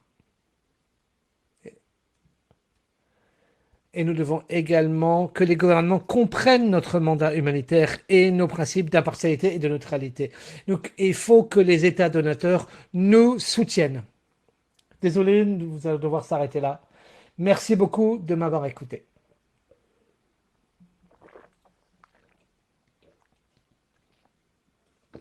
Nous semble avoir réglé le problème avec Madame Fatou. Est-ce que vous m'entendez? Madame Thiam, le micro est à vous. Merci beaucoup. Je vais vous montrer. Alors, ensuite, je vais couper la vidéo afin de ne pas prendre trop de bande passante. Madame Thiam, vous pouvez garder votre vidéo. La connexion m'a l'air bonne.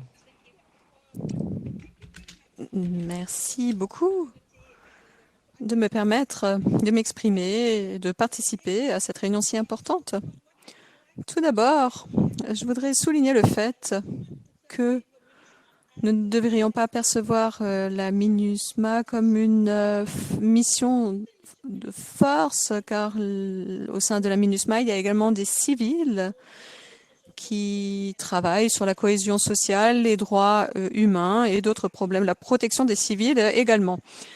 Et ce que je voudrais dire, c'est que je crois que la protection des populations civiles est l'un de nos principaux mandats, tout comme permettre l'accès humanitaire et renforcer la cohésion sociale et la réconciliation sociale.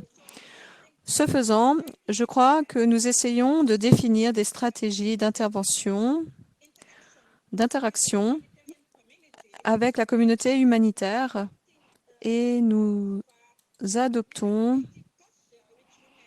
des mécanismes forts qui respectent les principes humanitaires, donc en conformité avec les recommandations non contraignantes sur l'utilisation des escortes armées pour les humanitaires, tout en assurant l'accès aux forces des Nations Unies et aux organisations non gouvernementales internationales. Nous guidons également nos principes, nos interventions sur le principe de non mise en danger. Pour ce faire, et ce de manière complémentaire, nous respectons les mandats les uns des autres, ce qui est essentiel. Et c'est clair pour nous, en tant qu'acteurs non humanitaires, notre raison d'être est le bien-être de la population et la protection des Maliens. Mais nous essayons également de réduire les souffrances de la population. Néanmoins, nous sommes confrontés à des limites, en particulier l'environnement, caractérisé par l'absence de l'autorité de l'État, l'absence de communauté humanitaire actuellement. Nous sommes très inquiets de cela actuellement. Et cela est lié à la déclaration de l'État islamique courante qui identifie les acteurs humanitaires comme des espions pour les pays occidentaux. Et je crois que cela doit être pris au sérieux, car des incidents ont eu lieu dans les régions du centre du Mali où la situation se détériore. Nous avons également d'autres menaces comme les IED, par exemple, et un problème véritable de confiance au sein des communautés et également de la part de certains acteurs. Alors, ce que nous essayons de faire, nous essayons de nous adapter en tant que MINUSMA à partir du 1er janvier 2019 et jusqu'au 6 septembre 2020, par exemple. Nous avons enregistré au moins 34 incidents impliquant soit des ONG, soit des forces des Nations Unies. 60% de ces incidents ont eu lieu dans la partie nord de la région du Mopti. Et en 2020, nous avons observé un changement. 70% de ces incidents ont eu lieu à Douentza et dans d'autres régions, là où ont eu lieu les incidents qui ont touché le CICR ces derniers temps. Nous essayons donc de nous adapter, d'adapter notre position. Et si vous dites que MINUSMA a, par exemple, est allé à Douentza dans le cadre de certaines opérations militaires pour réduire la violence et trouver les IED, nous avons des équipes qui mènent des opérations dans la région pour faciliter l'accès. Et je crois que la manière avec laquelle nous travaillons ensemble, eh bien, il nous semble que nous essayons de travailler au sein d'un large spectre. Nous travaillons au niveau régional, car il nous semble que c'est important de travailler à ce niveau, au niveau régional, où l'on a toutes les réunions auxquelles nous participons, nous discutons, et en plus de cela, au sein de la MINUSMA, nous avons des réunions impliquant les agences humanitaires, en particulier l'OCHA, où nous planifions nos missions et voyons également où les acteurs humanitaires se trouvent. Ensuite, l'autre domaine dans lequel nous travaillons en étroite collaboration avec l'humanitaire, c'est le partage d'informations. Nous partageons nos informations avec les agences des Nations Unies, du moins, afin qu'elles voient ce qui se passe au niveau de la situation sécuritaire. Et nous participons également à des réunions sur la sécurité pour un échange d'informations afin de savoir quels sont les points qui doivent être abordés et où. Et en plus de cela, je crois que les acteurs humanitaires et les agences ont également mis en œuvre ces meilleures pratiques, à savoir s'assurer que l'échange d'informations est en place à Mopti. Donc, ils nous ont donné le plan en avance afin que nous sachions où ils se rendent sur le terrain. Alors, je vais vous demander d'accélérer un petit peu. Donc, le partage d'informations, la coordination, et également la formation. L'OCHA fournit des formations à nos militaires. Et nous parlons également de projets rapides. S'agissant de ces projets, nous avons un comité local ici. Et là, les agences des Nations Unies sont également représentées. Nous mettons en place les priorités. Enfin, pour conclure, ce que nous pouvons faire, c'est renforcer notre collaboration existante, cette collaboration que nous avons déjà au sein de la réunion que nous appelons la One UN Meeting. Merci beaucoup, Madame Thiam. Merci de cette intervention. Merci, chers intervenants, Excellences, Mesdames et Messieurs. Nous allons maintenant passer à la dernière session de questions-réponses. Première question de la seconde session de questions-réponses qui vient de M. Diary Berry. De M. Diary de Oxfam, le microphone est à toi. Est à vous, pardon. Bonjour. Bon après-midi. Merci à vous, tous les orateurs. Ma première question s'adresse à Maureen Donassi. Vous avez mentionné le nexus de coordination et vous avez expliqué qu'il y a beaucoup d'interprétations différentes sur comment on évaluerait la composante de la création de la paix. La question, c'est pourquoi est-ce que nous ne pourrions pas opter pour avoir une approche à deux centres quand il y a beaucoup de confusion?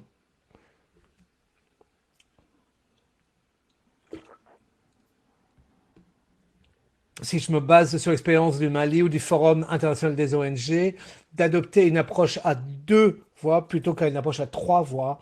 Est-ce que vous pourriez peut-être élaborer? Est-ce qu'il y a des choses qui nous empêchent d'adopter cette approche à deux voies, plutôt comprendre les questions de la cohésion communautaire et de la composante de paix? Je vous rends le micro. Oui, merci beaucoup pour cette question. Je pense que c'est une situation très complexe. Nous avions une approche à deux, une qui a évolué vers une triple approche et ça crée un certain nombre de problèmes. Et oui, au Mali, nous avons analysé la situation et les ONG ont dit pourquoi est-ce qu'on ne reviendrait pas à la double approche. Ce qui est important, c'est que ce n'est pas une situation qui est meilleure que l'autre. Chaque contexte est différent, il y a différents acteurs sur le terrain et la manière dont on définit les initiatives de paix, elles doivent être faites au niveau local et ensuite, ça c'est quelque chose, est-ce que là c'est quelque chose dans lequel une ONG peut s'engager? Ou l'ONU ou un donateur avec ces différents portefeuilles peut s'engager? Ça c'est vraiment la question que j'espère que nous allons pouvoir pousser. Comment est-ce que nous définissons le troisième pilier? Quels sont ensuite les rôles et les responsabilités? Est-ce qu'un donateur peut demander à une organisation humanitaire de fournir des informations? Est-ce que le leadership de l'ONU peut pousser une organisation humanitaire en tant que partenaire de travailler sans respecter les principes humanitaires? Je ne suis pas en train de dire que ça se fait, je dis juste que ça peut arriver et il est important que nous ayons une contextualisation dans les trois pays et également dans la zone géographique parce qu'il y a également un contexte géographique. Quel est le pilier de construction de la paix qui a besoin? Quels sont les rôles et responsabilités des différents acteurs en fonction de leurs différents mandats, de leurs différentes missions? Qu'est-ce que nous devons faire? Quelles sont les lignes vertes pour travailler vers là et quelles sont les lignes rouges à ne pas franchir et qui vont bien évidemment varier d'un contexte à l'autre. Je rends le micro. Merci beaucoup. Nous allons passer à la prochaine question qui a été posée par son Excellence international, le directeur général de l'Agence régionale de développement et d'affaires humanitaires. Votre Excellence, le directeur général Vema, le microphone est à vous.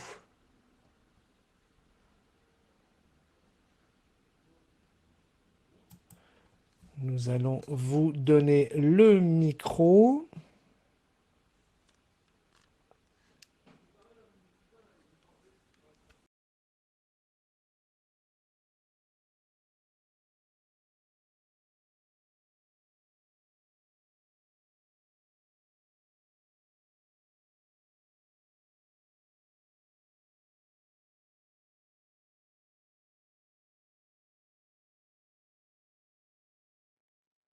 Bonjour, est-ce que vous m'entendez? Can you hear me? Yes, we hear you loud and clearly. Okay.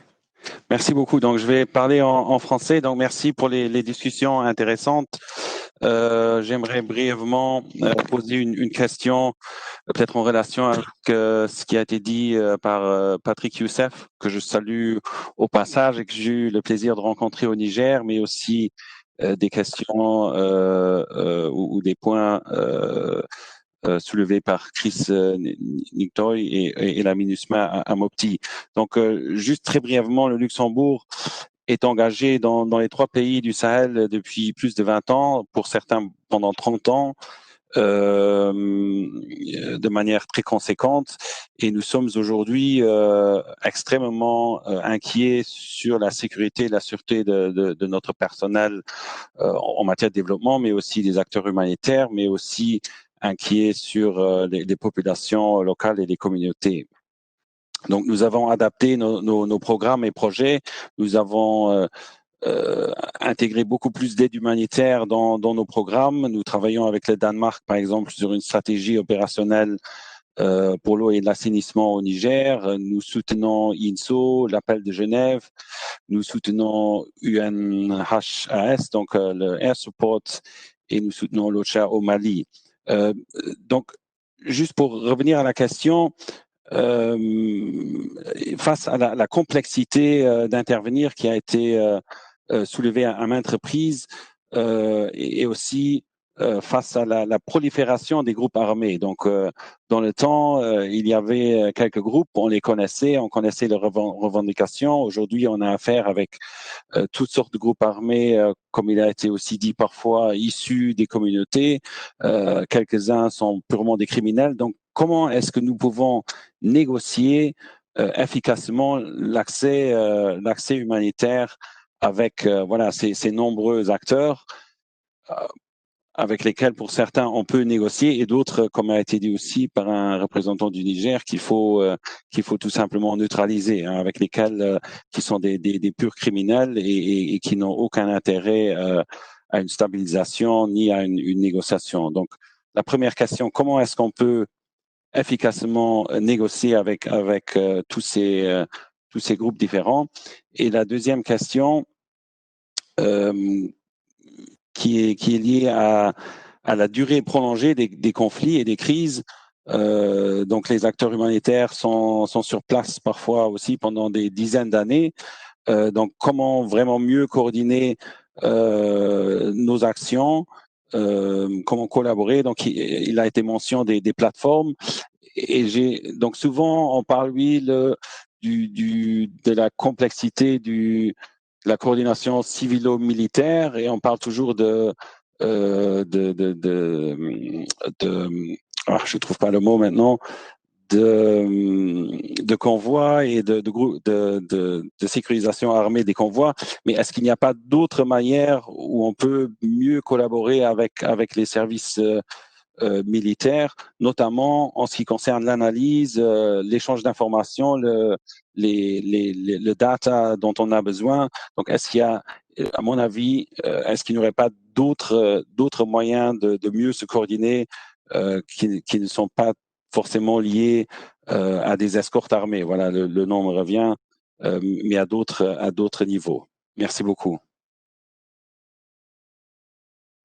Merci pour votre question, Votre Excellence.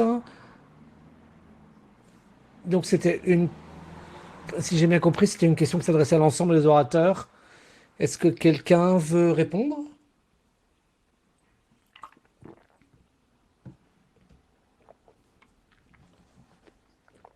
Et s'il vous plaît, restez très bref, parce que nous allons devoir retourner en plénière sous peu.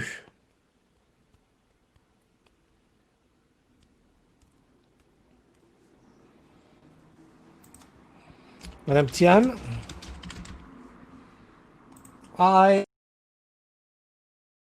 Oui, moi j'aimerais peut-être réagir par rapport à la question.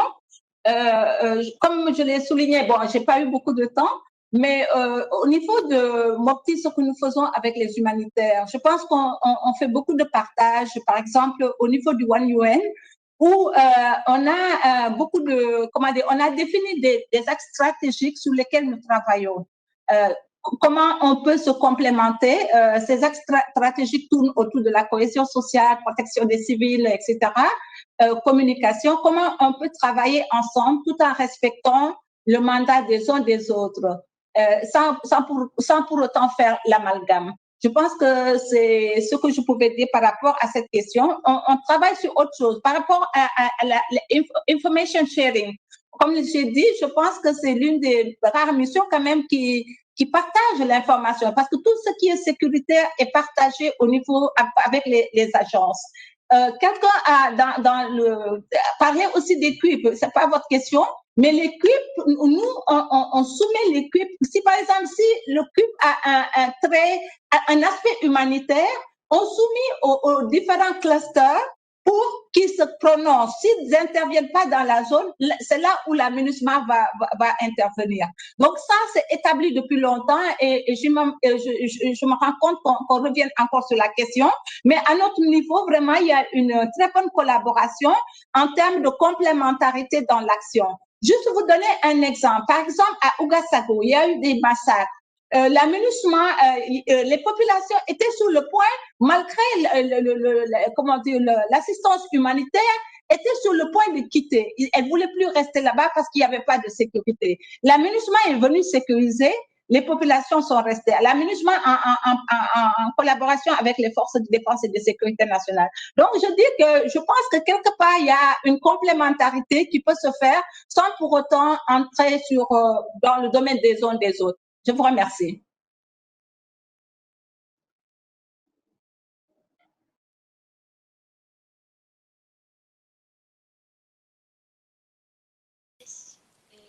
Oui, merci de cette réponse.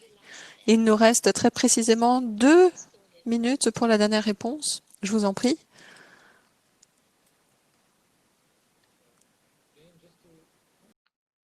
Jane, just to peut-être pour compléter ce que Madame Thiam vient de répondre, la réponse est effectivement complète. J'aimerais encore une fois saluer le Luxembourg et M. Tonard pour ses commentaires très généreux et puis pour ce soutien effectivement dans le contexte sahélien.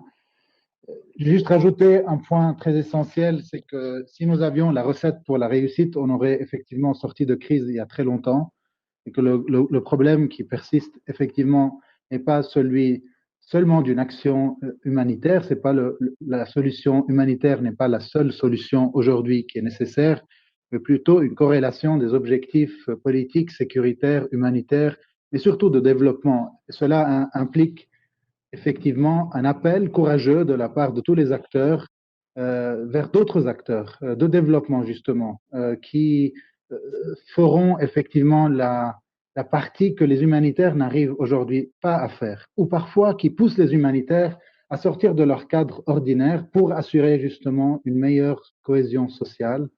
La cohésion sociale qui a été mentionnée depuis le début de ce panel il y a plusieurs fois, mais qui effectivement nous ramène à ce que les approches de coordination et les mécanismes de coordination soient le plus proches justement de ces sociétés que nous essayons d'aider et ne pas se limiter à des capitales, donc plutôt s'approcher de ce terrain qui est en nécessité d'une approche concertée et de ces plateformes de coordination qui, à mon avis, sont mieux placées là où ça se passe. Ça veut dire à Menaka, ça veut dire à Djibo, ça veut dire vraiment...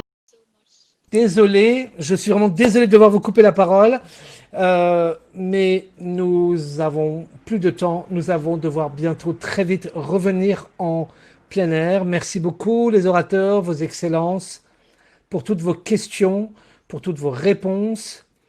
Voici la fin de notre session numéro 3 et nous allons maintenant revenir en plénière pour la cérémonie de clôture. Merci de cliquer sur le lien Webex de la plénière. Il doit être dans l'invitation qui vous a été envoyée par email. Et n'oubliez pas, le code de connexion, c'est Central Sahel 2020. Nous allons démarrer la session plénière dans 2 minutes, puisque c'est à 20 minutes, à midi moins 20, je crois, si j'ai bien compris.